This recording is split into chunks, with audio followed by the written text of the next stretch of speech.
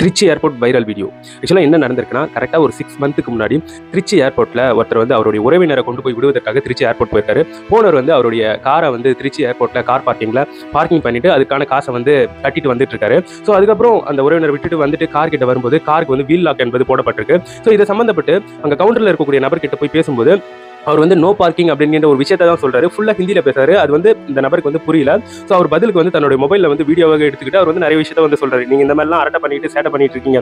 So உங்களை வந்து social மீடியாவில் போடுற பாருன்ட்டு ஏகப்பட்ட விஷயங்கள் சொல்லி அவர் வந்து வீடியோ எடுத்துக்கிட்டு இருக்காரு. இதில் இருக்கக்கூடிய அந்த பையன் வந்து என்ன சொல்றான்னா, no Tamil no English only Hindi அப்படின்ட்டு அவன் அந்த மாதிரி வந்து சொல்லியிருக்கான். ஸோ இந்த வீடியோ வந்து இணையத்தில் வந்து பயங்கரமா வைரல் ஆன பிறகு அவனை வந்து வேலையை விட்டு தூக்குறாங்க. இந்த இடத்துல நம்ம சிந்திக்க வேண்டிய விஷயம் என்னன்னா, நம்ம தமிழ்நாட்டுக்கு நிறைய ஊர்ல இருந்து வேலை செய்ய வராங்க. அப்படி வரவங்க கண்டிப்பா தமிழை ஓரளவுக்காச்சும் கத்துக்கணும். தொழில் சம்பந்தப்பட்டு ஒரு சில வார்த்தைகளை வந்து தமிழ்ல வந்து கத்து தரணுங்க. அட்லீஸ்ட் ஒரு நாளைக்கு ஒரு 1/2 hour ஆச்சும் உட்கார வச்சு ஸோ தமிழ்ல இப்படி எல்லாம் பேசணும் வர கஸ்டமர் கிட்ட அப்படின்ற ஒரு விஷயத்தை வந்து சொல்லி தந்தாங்கன்னா இங்க வந்து பிரச்சனைகள் என்பது ஏற்படாது, மொழி பிரச்சனையும் ஏற்படாது.